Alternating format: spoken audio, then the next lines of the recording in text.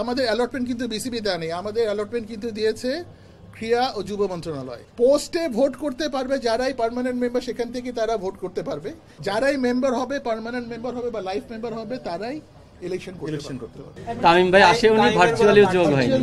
আমাদের আজকে একটা মিটিং ছিল কবের, যে মিটিংয়ে আমরা সিদ্ধান্ত নিলাম আমাদের ইলেকশন কবে হবে এবং ইলেকশনের প্রসেসটা কি হবে। তো সেটা আমরা সিদ্ধান্ত নিলাম যে আমরা সেপ্টেম্বর মাসের 4 তারিখ ইনশাআল্লাহ ইলেকশনের ডেট ফাইনাল করেছি এবং 4 তারিখের মধ্যে আমাদের বাকি যে সমস্ত ইলেকশন রিলেটেড কাজ সেগুলো কমপ্লিট করার চেষ্টা করবো, অর্থাৎ মেম্বারশিপ প্লাস নমিনেশন ফর্ম কিনা, নমিনেশন ফর্ম জমা দেওয়া, এই সমস্ত জিনিসপত্র আমরা কমপ্লিট করার চেষ্টা করব এবং 4 তারিখে অর্থাৎ 4 সেপ্টেম্বর আমরা ইলেকশনের জন্য প্রসিড করব। এবং এটার জন্য আমরা ইলেকশন কমিশনও সেট করেছি এবং ইলেকশন কমিশনের আমরা চেয়ারম্যান হিসাবে পেয়েছি ইফতেখার ভাইকে, যিনি আমাদের বোর্ড ডাইরেক্টর আছেন, এবং তার সাথে নাসির ভাই, নাসু ভাই আমাদের আরেক ফর্মার প্লেয়ার, তিনিও থাকবেন, এবং আমাদের মেম্বারশিপ কমিটির জন্য হাবিবুল বাশার সুমন থাকবেন। সো 3 জনের একটা কমিটি আমরা করেছি, যেটা ইলেকশন কমিশন এবং আমাদের মেম্বারশিপ কমিটির যারা মেম্বার হবেন তাদের ক্রাইটেরিয়াগুলো রিচেক করা, ভেরিফাই করা, সেগুলো তারা ভেরিফাই করবেন। সো এটাই হচ্ছে আমাদের আজকের সিনপসিস। সো আপনাদের কোনো যদি প্রশ্ন থাকে, you feel free to ask. এটার সাথে আরেকটা জিনিস যে আপনারা জানেন যে আমরা ফর দ্য ফার্স্ট টাইম এসবিএনসিতে আমরা একটা অ্যাড্রেস পেয়েছি ফর কোঅপ। সেটার জন্য আমরা যুব ক্রীড়া মন্ত্রণালয়কে ধন্যবাদ জানাই, এনএসসিকে ধন্যবাদ জানাই এবং বাংলাদেশ ক্রিকেট বোর্ডকেও ধন্যবাদ জানাই। তাদের সকলের সহযোগিতা এবং সকলের সহযোগিতার কারণেই আমরা একটা পার্মানেন্ট অ্যাড্রেস পেয়েছি ফর কোঅপ, যেটা আমাদের আজকাল বহুত বছর ধরে আমাদের মিসিং ছিল। তো আমরা সেটারও, যেখানে আমরা এখানে দাঁড়িয়ে আছি এরই পাশে এরিয়াটা হবে, সেখানে আমরা ইনশাআল্লাহ সামনে অদূর ভবিষ্যতে আমরা কোঅপের অফিস এবং কোঅপের রেজিস্ট্রেশন এখানে এই অ্যাড্রেসের আলোকেই সব কিছু সামনে হবে ইনশাআল্লাহ। দেখুন, আমাদের অ্যালটমেন্ট কিন্তু বিসিবি দেয়নি, আমাদের অ্যালটমেন্ট কিন্তু দিয়েছে ক্রীড়া ও যুব মন্ত্রণালয়।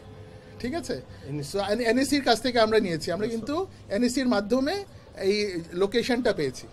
সো এখানে কারো পেটের ভিতরে ঢোকা বা কারো ভিতরে ঢোকা সেটা বিষয় না। এবং সেকেন্ড থিং হচ্ছে, আপনি যেটা বলছেন যে আপনি ট্রেড ইউনিয়ন, আপনাকে একটু বলছে এটা মানে it is not trade union, it's not a trade union. এখানে আপনি ওয়েলফেয়ার, এটা ওয়েলফেয়ারের জন্য, ওয়েলফেয়ার কা ট্রেড ইউনিয়ন এক জিনিস না। সো আমরা এটার পারপাসই হচ্ছে ক্রিকেটার্স ওয়েলফেয়ার অ্যাসোসিয়েশন। ওয়েলফেয়ারের জন্য যেটা প্রয়োজন সেটার জন্য আমরা আলোকপাত করব, সেই বিষয়ে আমরা কথা বলবো। It's not trade union. For your kind information for everybody, thank you. Voting rights যেটা আমাদের ইজিএম হয়েছিল জুলাইয়ের 15 তারিখে, সেটার আলোকেই সেটা সেভাবেই থাকবে। এখানে একটা ক্ল্যারিটি দিই আপনাদেরকে, কারণ এখানে লাইফ মেম্বার কিন্তু যে কেউ হতে পারে। লাইফ মেম্বার যারাই সিসিডিএম এর রেজিস্টার্ড প্লেয়ার 1975 থেকে শুরু করে আজকে পর্যন্ত সবাই কিন্তু লাইফ মেম্বার হতে পারে। সো অপশন কিন্তু ওপেন, ভোটার হওয়ার অপশন কিন্তু অলওয়েজ ওপেন। সেকেন্ড যে বিষয়টা যেটা আছে পার্মানেন্ট মেম্বারশিপ, পার্মানেন্ট মেম্বারশিপের জন্য যে ক্রাইটেরিয়া সেট করা আছে, সেই ক্রাইটেরিয়ার আলোকে আপনার মেম্বার হতে পারবে। ভোটিং রাইটের যে বিষয়টা আছে সেটা রাখা হয়েছে former all national players, current and former national players plus current first class players. এবং এই সিদ্ধান্তটা এসছে এজিএম এর ভিত্তিতে। সো এজিএম এর যেটা ভিত্তিতে হয়েছে সেটাই হয়েছে, এর মানে এই না যে এটাই বেদ বাক্য। সামনে আরও হয়তো এজিএম হবে, সেখানে সামনে পরিবর্তন আসতে পারে, বাট আপাতত এটাই এজিএম এর যেটা সিদ্ধান্ত সেটাতেই আমাদের স্টিক করতে হবে। পোস্টে ভোট করতে পারবে যারাই পার্মানেন্ট মেম্বার, সেখান থেকে তারা ভোট করতে পারবে। আবার এখানে খালি একটা ক্রাইটেরিয়া রাখা হয়েছে যে যারা বোর্ড ডাইরেক্টর এবং যারা ক্রিকেট বোর্ডের সাথে এমপ্লয়েড আছেন, তারা ছাড়া যে কেউই ক্রিকেট বোর্ডে যে কোনো পদে ভোট অংশগ্রহণ করতে পারে। দেখুন, ক্রিকেটাররা যাতে উপকৃত হয় সেই কারণেই আমরা সংশোধন করার চেষ্টা করছি। এবং দেখুন, আমাদের সবচেয়ে বড় প্রবলেম কি, আমাদের কোনো ঠিকানা ছিল না, আমাদের এখন একটা ঠিকানা হয়েছে, নাম্বার 1। সেকেন্ড থিং হচ্ছে, আমরা কিন্তু এখন গুটি গুটি পায়ে অগ্রসর হওয়ার দিকে অগ্রসর হচ্ছি। তা আমাদের অগ্রসর হতে দেন। এবং আমরা এখানে কনস্টিটিউশনের ভিতরে 3টা এরিয়া রেখেছি। একটা হচ্ছে কারেন্ট প্লেয়ারদের জন্য, একটা রেখেছি যারা রিসেন্টলি রিটায়ার্ড হবে তাদের জন্য, এবং যারা অনেক বছর আগে রিটায়ার করে গেছে, যারা ধরো রিটায়ারমেন্টে চলে গেছে, ফুল রিটায়ারমেন্ট, তাদের জন্য। সো আমরা কারেন্ট প্লেয়ারদের জন্য রেখেছি। দেখেন, একটা কমন প্রবলেম হয় যে পেমেন্ট ইস্যু, আপনারা প্রায় দেখেন যে পেমেন্ট ইস্যু। তা আমাদের দেখা যায় যে এগ্রিমেন্টগুলো অনেক মানে জাস্টিফাইড পেতে থাকে না। সেই এগ্রিমেন্টের উপরে আমরা কাজ করার ইচ্ছা পোষণ করি, যাতে প্লেয়ারদের এগ্রিমেন্টগুলো জাস্টিফাইড হয় উইথ এ পজিটিভ মাইন্ডসেট, যাতে প্লেয়াররা তাদের যে দাবি, যেটা তাদের যে পাওনা টাকা, সেটা যাতে তারা সময় মতো পায়, সেই বিষয় যাতে তারা ফাইট করতে পারে বা মানে সমাধানের দিকে অগ্রসর হতে পারে, সেটা একটা তৈরি করা। সেকেন্ড থিং যেটা করা হচ্ছে, যারা রিটায়ার্ড প্লেয়ার হবে, অর্থাৎ যারা খেলা ছেড়ে দিচ্ছেন, সবাই তো দেশের হয়ে খেলেনি, অনেকে আছে শুধু সেকেন্ড ডিভিশন পর্যন্ত খেলেছে, কিন্তু সে একজন জার্নালিস্ট হতে চায়, তো তাকে জার্নালিজমের উপর আমরা ট্রেনিং সেন্টার করার চিন্তা রাখি, যেখানে ট্রেনিং সেন্টার, স্কিল ডেভেলপমেন্ট সেন্টারের মাধ্যমে যাতে আমরা জিরো আনএমপ্লয়মেন্ট সিচুয়েশন যেতে পারে for all the players. Journalism is one part, যেখানে আপনাদের মতো মানুষ এসে লেকচার দিয়ে যারা ফর্মার প্লেয়ার্স তাদেরকে শিক্ষিত করবেন। দেখুন, কনফ্লিক্ট অফ ইন্টারেস্টের কারণে আমরা কোনো ক্রিকেট বোর্ড ডাইরেক্টর এখানে ইলেকশন করতে পারবে না, হ্যাঁ, এবং এমপ্লয়ীদের কথাও আছে। সো দুটো এরিয়াতে আমরা কভার করেছি, কনফ্লিক্ট অফ ইন্টারেস্টের বিষয়টা ইনশাআল্লাহ কভার্ড হবে এবং আমরা আশা করি উত্তর এটার অবস্থা আরও বেটার হবে। দেখুন, সাকিবের যে বিষয়টা সেটা নিয়ে আমরা এই মুহূর্তে কথা বলতে চাচ্ছি না, কারণ এখানে he is a legend of our country and one of the best player ever produce in Bangladesh. So Shakib has a different status all together. আমরা আশা করব সাকিবের বিষয়টা আমাদের রাজনৈতিক বিষয় বা আমাদের ক্রিকেট বোর্ড এই বিষয়টা লুক আফটার করবেন এবং সমাধান করবেন। তো এটা যখন তখন তাদেরকে সেই পদ থেকে ছেড়ে যে কোনো একটা পদ ছেড়ে দিতে হবে আর কি। দেখুন, এটা তো ইলেক্টেড কমিটি যখন আসবে তখন তারা এটা নিয়ে আলোচনা করবে। আমরা যে জিনিসটা করার চেষ্টা করছি বা প্ল্যান দিচ্ছি সেটা হচ্ছে যে যাতে প্রসেস ডেভেলপ করা, অর্থাৎ কেউ যদি কোনো টিমে খেলে তার যাতে একটা প্রপার এগ্রিমেন্ট থাকে। কারণ অনেক প্লেয়ারই দেখবেন আপনি কোনো এগ্রিমেন্ট ছাড়া খেলে যাচ্ছেন। তো যদি এগ্রিমেন্ট থাকে তখন আপনার বলার একটা সুযোগ থাকে যে আমার এত টাকা কন্ট্রাক্ট হয়েছে, এই কন্ট্রাক্টের এগেনস্টে আমি এত টাকা পেয়েছি, এত টাকা বকে আছে। আর যদি মুখে মুখে হয় তাহলে কিন্তু বলার কোনো সুযোগ থাকে না। তো সেই বিষয়টা আমরা ফোকাস করতে চাই। দেখুন, এই জিনিসটা করার জন্য যখন আপনি এগ্রিমেন্ট চাইবেন তখন অনেক খেলোয়াড়ই এগ্রিমেন্ট দিতে পারবে না, নাম্বার ওয়ান। সেকেন্ড থিং হচ্ছে অনেক বিষয় আছে আপনি হঠাৎ করে কিন্তু সমুদ্রের মাঝখান থেকে উঠে দাঁড়াতে পারবেন না। সো আপনাকে একটা ফাউন্ডেশন গ্রো করতে হবে এবং তারপরে আপনাকে স্টেপ বাই স্টেপ অগ্রসর হতে হবে। দেখুন, আমাদের অ্যালটমেন্ট তো ক্রিকেট বোর্ড দিচ্ছে না, আমাদের অ্যালটমেন্ট দিচ্ছে, আমাদের বোর্ড দিচ্ছে আপনার যুব ক্রীড়া মন্ত্রণালয় থেকে। তো যুব ক্রীড়া মন্ত্রণালয় থেকে যদি কোনো কিছু দেয় তো সেটা সাধারণত চেঞ্জ আমরা আশা করি এমন কিছু হবে না। দেখুন, আমরা তো পজিটিভ থাকবো, আমরা পজিটিভ থাকি, কারণ এটা তো খেলোয়াড়। দেখেন, এই স্টেডিয়ামটা কাদের জন্য? এই স্টেডিয়ামটা কাদের জন্য? খেলোয়াড়দের জন্য।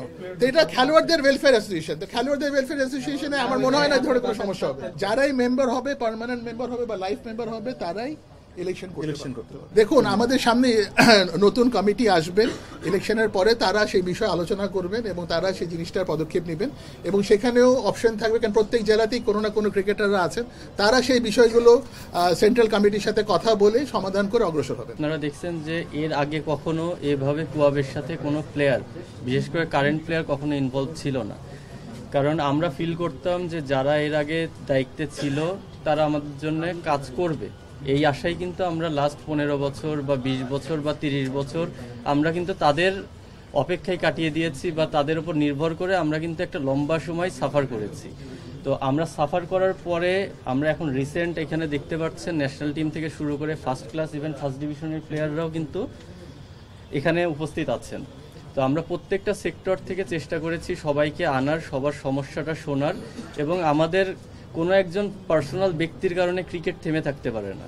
আমরা চাই যে ক্রিকেট যেহেতু আমাদের, ক্রিকেট সামনের দিকে না এগোলে দায়বদ্ধতাও আমাদের। তো আমরা সেই জায়গা থেকে এখন বর্তমান যে প্লেয়াররা আছি আমরা কি ফিল করছি, আমাদের কি ফ্যাসিলিটিস প্রয়োজন বা আমাদের কোন জিনিসগুলো ল্যাকিংস আছে, কোন জিনিসগুলো নিয়ে কাজ করা উচিত, এই টোটাল ডিসকাশনের পরে আমাদের প্রত্যেকটা প্লেয়ার যে যেখান থেকে পেরেছে তাদের থেকে আউটপুট দিয়েছে এবং আমাদের একটা খুব ভালো আলোচনা হয়েছে যে আমরা সামনে কি করতে চাচ্ছি। আমরা এই বিষয়টাই খুব ক্লিয়ার এবং আমাদের নেতৃত্ব দিবে কে বা আমাদের মধ্যে কারা এটা হয়ে কাজ করবে, এই ডিসিশনগুলো আমরা নিজেরা নিতে চাচ্ছি, যেহেতু আমরা ফেস করতেছি প্রবলেমগুলো। তো এই জন্যেই আমাদের বর্তমান প্লেয়ারদের ইনভলভ হওয়া। এর আগে নিশ্চয়ই আপনারা কখনোই দেখেন নাই এইভাবে কোনো বর্তমান প্লেয়ারদের ইনভলভ হতে। আমরা এই আমাদের নিজেদের দায়বদ্ধতা থেকে সবাই সামনের দিকে এসেছি এবং সবাই এগ্রি করেছি যে আমরা যেন সামনের দিকে ক্রিকেটটা কিভাবে নিয়ে যাওয়া যায় এই পরিকল্পনাগুলো আমরা করেছি। আসলে বিষয় হচ্ছে ভাই, আগে কি হয়ে গেছে বা কি হয়নি সেগুলো নিয়ে আসলে আমরা কথা বলতে পারবো না, কারণ আগের যেভাবে চলেছে যারা চালিয়েছে এই বিষয়গুলো তারা বলতে পারবে। বাট আমরা এখন যেহেতু কোয়াবটাকে সামনের দিকে এগোতে চাচ্ছি বা আমরা যে কমিটমেন্টগুলো করব বা আমরা শাহিদ ভাই আপনাদেরকে অনেকটা ক্লিয়ার করেছে যে আমরা কোন বিষয়গুলো নিয়ে কাজ করব, যারা নেক্সটে আমাদের গার্জিয়ান হিসেবে আসবে কোয়াবে উনাদেরকে ওই গাইডলাইনটা দেয়া থাকবে যেন আমাদের প্লেয়াররা টাইম টু টাইম সবকিছু যেগুলো প্রাপ্য সেই জিনিসগুলো যেন পাই। না, আমরা আসলে স্পেসিফিক কোনো নাম আপনাদেরকে বলতে পারবো না, কারণ আমাদের মধ্যে এখনো আলোচনা চলছে, এটা যে কেউ হতে পারে, যেটা আমাদের সবার প্লেয়ারদের তরফ থেকে সবার স্বার্থে। দেখেন, অনেকে আছে ব্যক্তিকেন্দ্রিক, অনেকে আছে সবাইকে নিয়ে কাজ করে। তো লিডার এমন হওয়া উচিত যে সবাইকে নিয়ে চিন্তা করে। তো এইরকম পার্সন আমরা খুঁজতেছি বা আমরা আলোচনা করতেছি যে আমাদের প্লেয়ারদের হয়ে যিনি সবার কথা চিন্তা করবেন ওভারঅল। এটা শুধুমাত্র প্রিমিয়ার লিগ, ন্যাশনাল টিম বা ফার্স্ট ক্লাস না, ইভেন জেলা লিগগুলো যে হচ্ছে না এই দিকেও আমাদের নজর দেওয়াটা ইম্পর্টেন্ট। কারণ আজকে আমরা সবাই বলতেছি যে প্রত্যেকটা জেলায় খেলা বন্ধ, এখানে কোয়াবেরও কিন্তু একটা দায়বদ্ধতা আছে। আমাদের ওই জেলাগুলোতে যদি কোয়াবের একটা স্ট্রং ইউনিট থাকতো, সে কিন্তু প্রতিনিয়ত যে জেলা সেক্রেটারি, জেলার সভাপতি তাদের সঙ্গে কিন্তু আর্গুমেন্ট করতে পারতো যে আমার জেলায় ক্রিকেট খেলা হচ্ছে না। তো এই জিনিসগুলোও আমাদের স্ট্রং করাটা খুব ইম্পর্টেন্ট। ইলেকশন ওপেন আছে, এখানে যে কেউ দাঁড়াতে পারবে। তো ভোটাধিকার আমার আছে, আমি যাকে মনে করব যে আমাদের জন্য পারফেক্ট আমরা তাকেই সিলেক্ট। তামিম ইকবাল কোনো পার্ট ছিল না আজকের। তামিম ভাই আসে, উনি ভার্চুয়ালিও যোগ হয়নি। দেখেন এটা এই মুহূর্তে বলাটা খুবই ডিফিকাল্ট, কারণ ফার্স্ট আপনার সেন্ট্রালটা রেডি করতে হবে।